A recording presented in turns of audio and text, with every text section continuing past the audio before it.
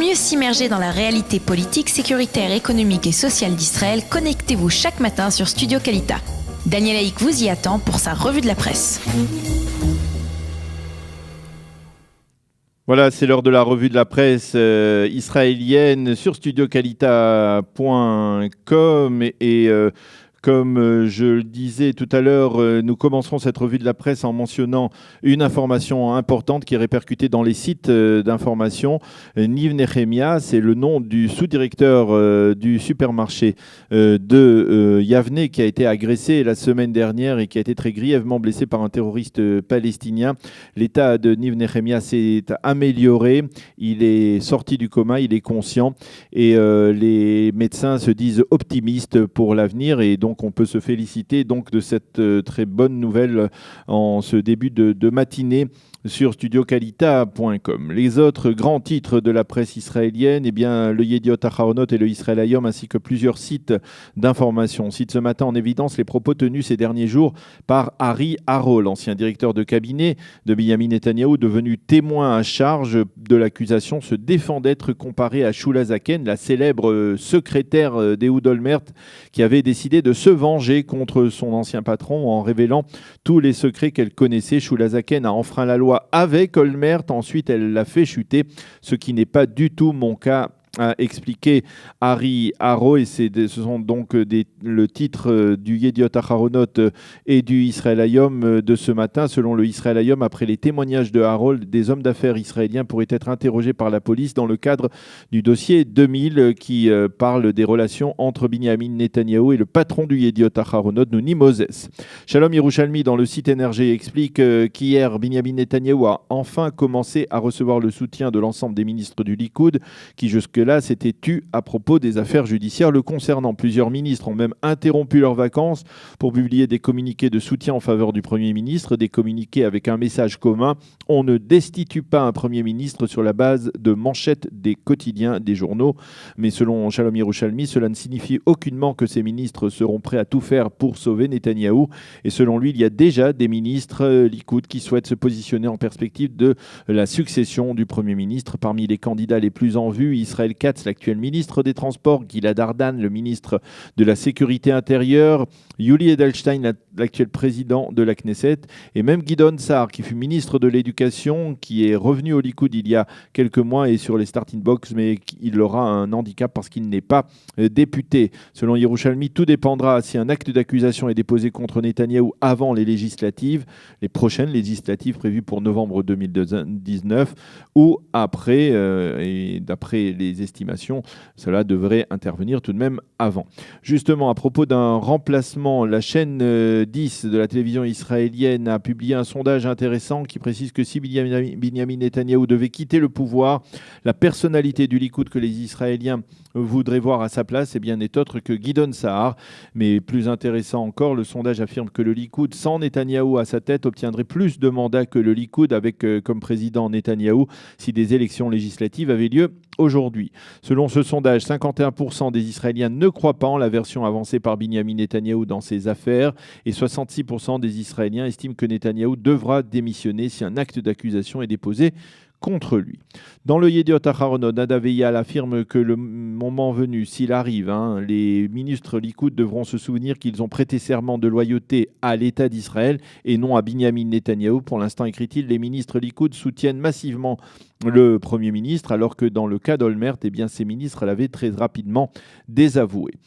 Quant à Amichai Attali, il propose dans le Yediot Aharonot toujours à Binyamin Netanyahou que dans le contexte politique actuel, il devienne enfin, je cite, le Premier ministre de la droite israélienne, qu'il cesse le gel tacite de la construction en Judée et en Samarie, qu'il fasse nommer des juges proches de l'idéologie nationaliste et qu'il s'occupe sérieusement des terroristes au sein du secteur arabe israélien.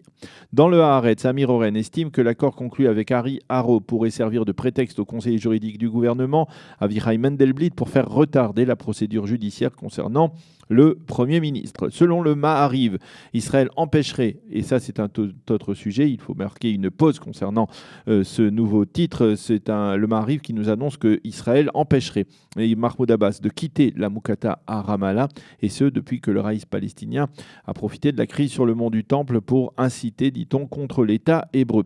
Le Maariv se fait fait également l'écho de rumeurs sur le fait qu'Abbas n'oserait plus quitter la Moukata parce que la coopération sécuritaire entre les Palestiniens et Israël a été gelée et que le Raïs craint pour sa vie.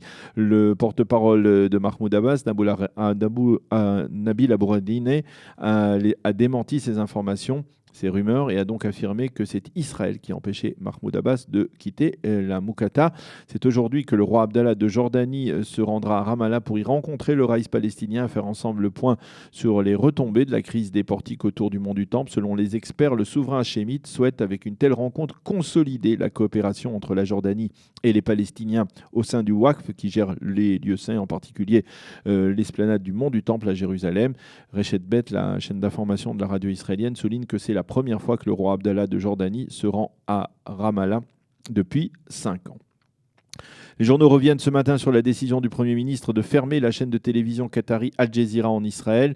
Les commentateurs rappellent que plusieurs fois Binyamin Netanyahou a voulu fermer cette chaîne qui est accusée d'être pro-Hamas et de diffuser des messages de soutien au terrorisme et de haine. Mais il a à chaque fois craint d'être critiqué pour avoir porté atteinte à la liberté d'expression. Le boycott du Qatar par les pays arabes sunnites modérés a entraîné la fermeture de la chaîne dans certains de ces pays comme l'Arabie Saoudite ou même la Jordanie. Et Binyamin Netanyahou s'est dit qu'il devait saisir l'opportunité qui se présentait pour en faire de même. Et c'est alors qu'est intervenue la crise des portiques autour du mont du Temple, durant laquelle apparemment la chaîne a poursuivi ses reportages incitateurs, ce qui a donc conduit finalement le ministre des Télécommunications, le nouveau ministre des Télécommunications, Ayoub Kara, ainsi que Binyamin Netanyahou, à entamer des démarches en vue de fermer Al Jazeera progressivement. Le Israël Hayom consacre sa manchette ce matin au verdict très inattendu de la Cour suprême qui, hier, a cassé la loi visant à imposer des taxes sur les propriétaires de 3 appartements et plus en Israël. Pour le Israël Hayom, il s'agit d'un coup dur pour le ministre des Finances Moshe Kahlon qui comptait beaucoup sur cette loi pour réformer la crise des appartements en Israël. Les commentateurs expliquent que cette loi a été cassée par la Cour suprême à cause de plusieurs vices de forme. Ainsi, les juges ont été stupéfaits de constater que la loi avait été votée par les membres de la Knesset sans qu'il y a eu de véritables discussions sur son utilité et sur son impact. Moshe Kahlon a promis de reprendre la législation et de corriger ce qui devait l'être afin que cette loi puisse être entérinée. Les journaux et les sites d'information redoutent ce matin l'ouverture du marché à la bourse de Tel Aviv après une ouverture qui pourrait provoquer de nouvelles chutes drastiques dans le cours des actions de la compagnie Teva qui, on le sait, traverse une passe très difficile. Le Yediot Acharonot cite l'ancien directeur général de Teva, Jérémy Levin, qui affirme qu'il détient de nombreuses actions de Teva et qu'il n'en a pas vendu une seule au cours des derniers jours. Jérémy Levin affirme que beaucoup de personnes n'ont pas compris certaines acquisitions faites par Teva ces dernières années, mais il se dit optimiste pour l'avenir. Teva est une compagnie particulière et finalement très stable.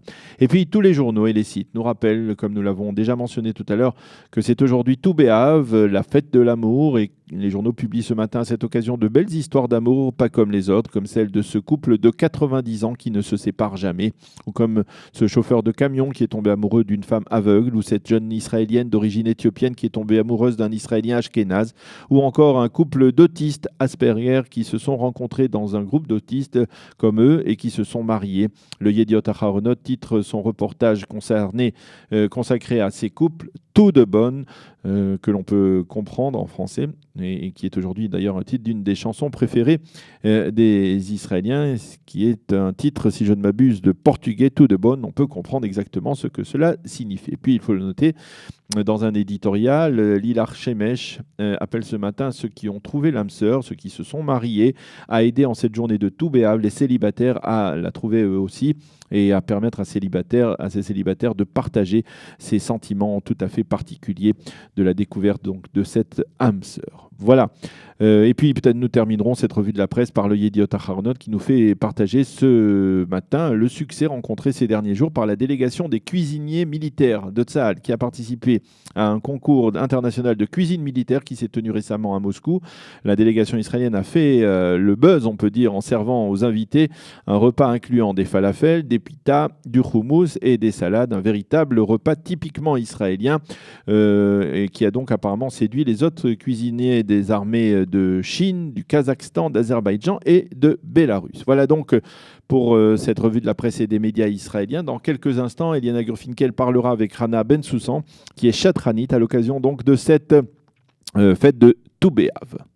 Voilà, ça, après une page musicale.